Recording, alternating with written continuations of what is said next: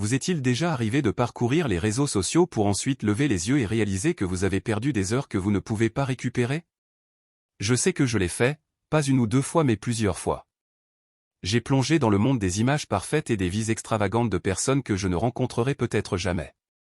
J'avais constamment peur de rater quelque chose et je me sentais un peu moins confiant dans ma peau, comme je suis sûr que beaucoup d'entre vous aussi. Il ne fait aucun doute que les médias sociaux nous connectent au monde de manière inimaginable mais, ils ont également le pouvoir d'affecter considérablement notre santé mentale.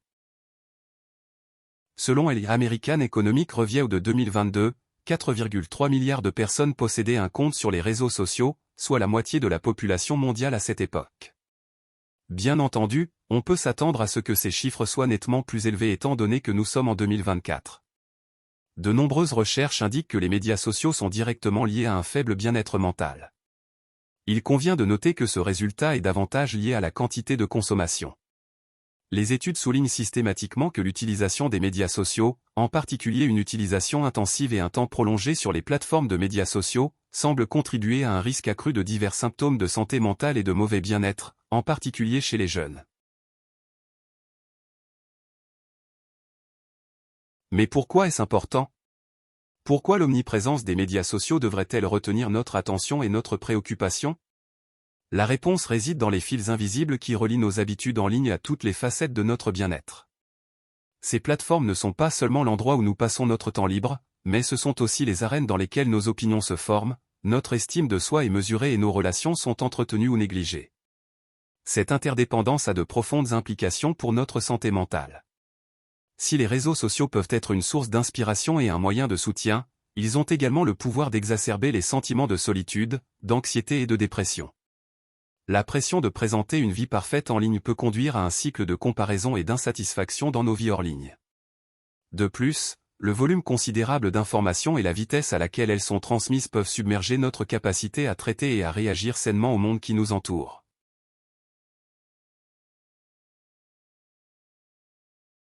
Il ne s'agit pas ici de diaboliser les médias sociaux ou d'appeler à leur abandon.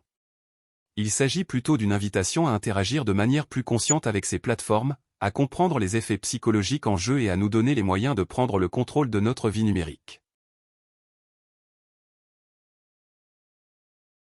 Avez-vous déjà ressenti un pincement au cœur en parcourant vos réseaux sociaux? Tu n'es pas seul. Il est facile de se sentir laissé pour compte dans un monde où tout le monde semble vivre sa meilleure vie. Cette comparaison constante peut nous conduire sur la voie du doute et de la tristesse, rendant nos propres réalisations moins significatives. La recherche indique que la comparaison sociale sur les réseaux sociaux peut affecter de manière significative la santé mentale des adolescents, conduisant à des humeurs dépressives et à une altération de la prise de décision sociale. Les adolescents qui font des comparaisons ascendantes, considérant les autres comme mieux lotis, peuvent exacerber les sentiments d'inadéquation et de dépression.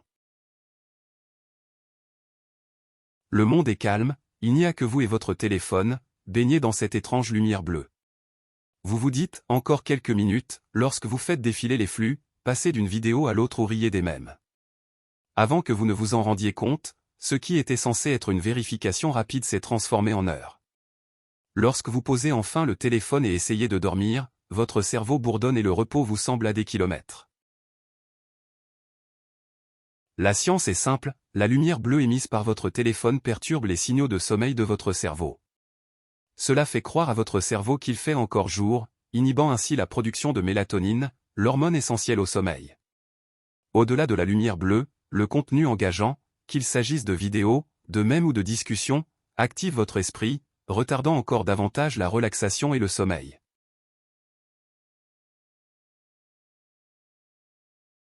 Chacun a une opinion lorsqu'il y a un écran entre lui et vous, c'est là que la cyberintimidation entre en jeu.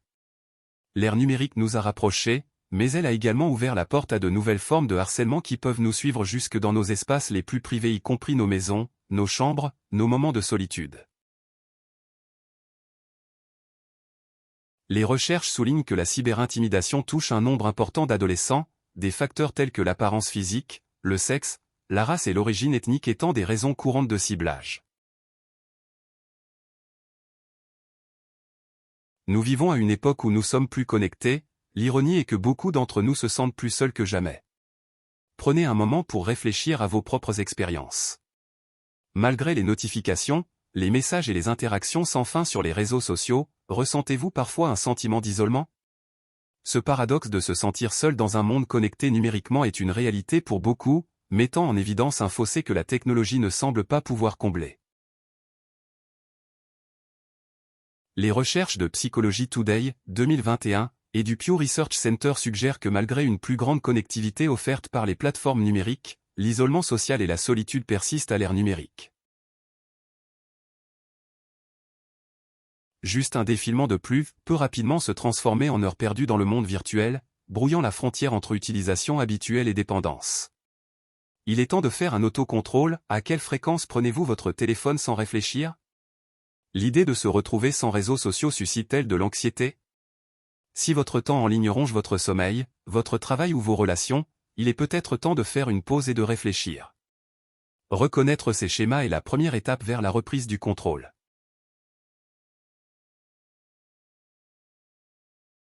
Se libérer de l'emprise de la dépendance aux médias sociaux nécessite des actions intentionnelles et de la pleine conscience. Voici quelques conseils pour vous aider à trouver l'équilibre. 1. Définir des limites de temps. Utilisez les fonctionnalités de l'application ou des outils tiers pour limiter votre utilisation quotidienne des médias sociaux. 2. Désigner des périodes sans technologie. Créez des périodes dans votre journée, telles que des heures de repas ou une heure avant de vous coucher, lorsque vous décidez consciemment de ranger votre téléphone. 3. Trouvez des passe-temps hors ligne, renouez avec des activités qui n'impliquent pas d'écran. 4. Défilement conscient. Avant d'ouvrir une application, demandez-vous pourquoi. Cherchez-vous des informations ou est-ce une habitude? 5. Congé sabbatique sur les réseaux sociaux. Prenez périodiquement un jour, voire une semaine, de congé des réseaux sociaux. Merci d'avoir regardé cette vidéo. J'espère que vous l'avez trouvé utile et instructif. Si tel est le cas, n'oubliez pas de cliquer sur le bouton « J'aime » et de vous abonner à ma chaîne pour plus de contenu comme celui-ci. N'hésitez pas à partager cette vidéo avec vos amis et votre famille si vous pensez qu'ils pourraient également en bénéficier. Et n'oubliez pas de laisser un commentaire ci-dessous pour me dire ce que vous en pensez. Merci encore et à la prochaine fois.